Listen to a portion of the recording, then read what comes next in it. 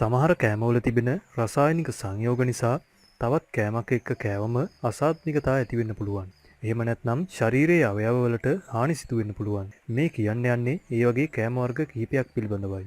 ලුණු අඩංගු ආහාර සහ කිරි ආහාර එකට ආහාරයට ගැනීමෙන් සමේ රෝග ඇති වෙන්න පුළුවන්. මාළු හෝ මස් සමග මීකිරි ආහාරයට ගත්තම විෂ වෙන්න පුළුවන්. ඇඹුල් හෝ ඇඹුල් පළතුරු එක්ක කිරි ආහාරයට ගැනීමෙන් විෂ වෙන්න පුළුවන්. කෙසෙල් සමග හෝ කිරි යෝගට් ආහාරයට ගැනීමෙන් සමේ රෝග අසාත්මිකතා හෝ සෙම්ප්‍රතිශ්‍යාව ඇති වෙන්න පුළුවන්. ග්‍රීන් ටී සමග කිරි මිශ්‍ර කරවීමත් හොඳ නැහැ. කිරි සහ යෝගට් එකට ආහාරයට ගැනීමෙන් වමනය ඇති වෙන්න පුළුවන්. තේ සමග සුදුලුණු ආහාරයට ගැනීමද හොඳ නැහැ. ආහාර පිසින තෙල් නැවත භාවිතා කිරීමෙන් අක්මා රෝග ඇති වෙන්න පුළුවන්. ජීවිතයට වටිනා මෙවැනි වීඩියෝ දිනපතා නැරඹීමට පහත බටන් එක ක්ලික් කර අපව සබ්ස්ක්‍රයිබ් කරන්න. ඒ වගේම කුඩා සීනුව එබුවොත් අලුත් වීඩියෝ දාපු ගමන් ඔයාලට දැනගන්නත් පුළුවන්.